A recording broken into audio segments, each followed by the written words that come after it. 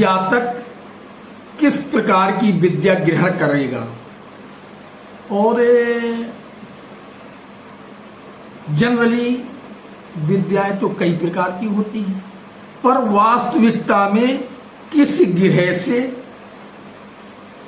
आपको कौन सी विद्या प्राप्त होगी, इस पे इस एपिसोड पे इसी का जिक्र किया जाएगा।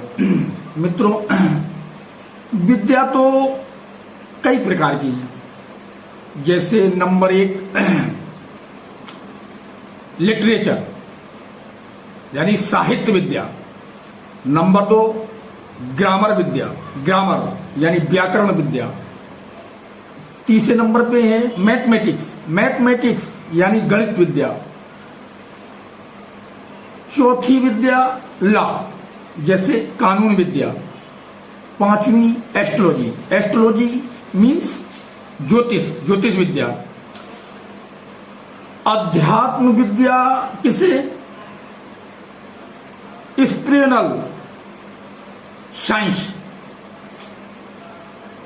और वेदांत विद्या फिलॉसफी। और पोट्री एक कविता, ये भी विद्या है। तो मित्रों, इस तरह से विद्याओं का उल्लेख हुआ। अब हम विद्या द्वितीय भाव, चतुर्थ भाव, पंचम भाव और नवम भाव से हम विद्या ग्रहण करते हैं। इन भावों से चतुर्थ भाव और क्या है पंचम भाव। चतुर्थ भाव विद्या का विचार चतुर्थ भाव से ही करना चाहिए और पंचम भाव से बुद्धि का विचार करना चाहिए। विद्या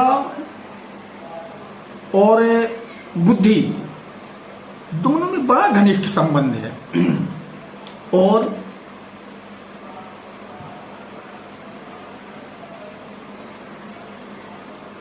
दसम भाव से विद्या का यश अपयश यानी सफलता असफलता, सक्सेस होना अनसक्सेस, ये दसम भाव से प्राप्त होता है हमें।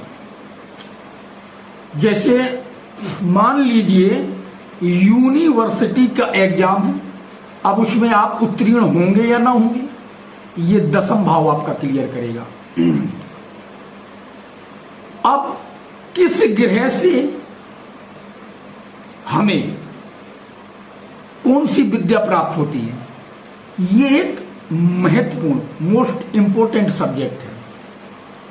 चलो मान लेते हैं अगर भई हमारे 9 ग्रह हैं। अब 9 ग्रहों में नंबर 1 सूर्य ग्रह। अब सूर्य से हमें कौन सी विद्या प्राप्त होती है, यानी वेदांत फिलॉसफी। आपको फिलॉसफी की विद्या, वेदांत विद्या, वेद की विद्या आपको सूर्य ग्रह से प्राप्त होती है। दूसरा है चंद्रमा। चंद्रमा से आपको वैदिक विद्या प्राप्त होती है, वैदक। अब यहां हमारे ज्योतिषाचार्य बंधु वैदक से भ्रमित हो सकते हैं। वैदक का मतलब वैद और वैद मतलब आयुर्वेद। आयुर्वेद में जैसे रोगों की पहचान करना, जड़ी बूटियां को जानना और उनका उपचार देना, ये आयुर्वेद होता है। अब बात करते हैं जैसे मंगल की, तो मंगल कौन सी विद्या देता है आपको? मंगल कानून, मैथमेटिक्स। आप मंगल के लिए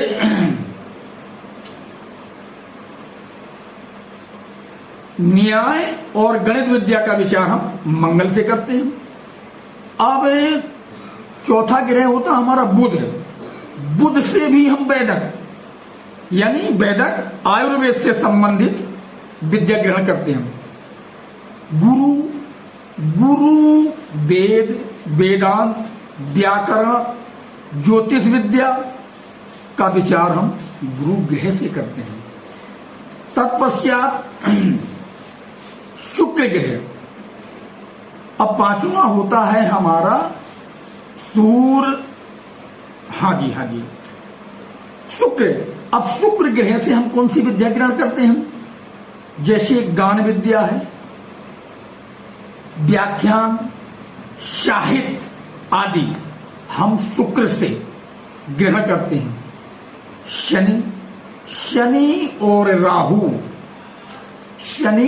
राहु आपकी अन्य देश की विद्याओं को ग्रहण करने वाला है, और खास तौर से शनि अंग्रेजी की विद्या देने वाला है।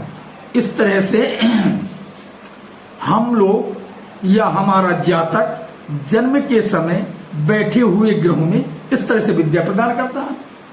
अब यहां थोड़ा एक विषय आ जाता है कि जातक तर्कवादी होता है।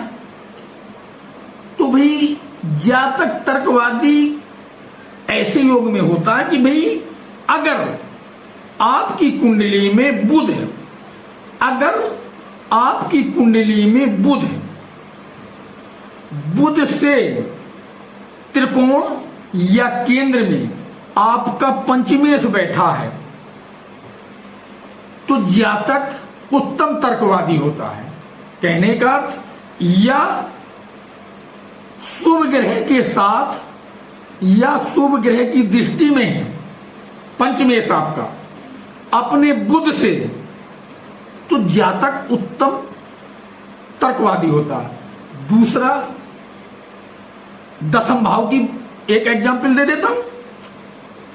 दसम भाव पर जब भी शनि ग्रह बैठा होगा, तो जातक हमेशा यूनिवर्सिटी के एग्जाम में हमेशा बाधा, यानी रिजल्ट में कमजोर रिजल्ट यानी उत्तीर्ण न होना अवश्य आता है।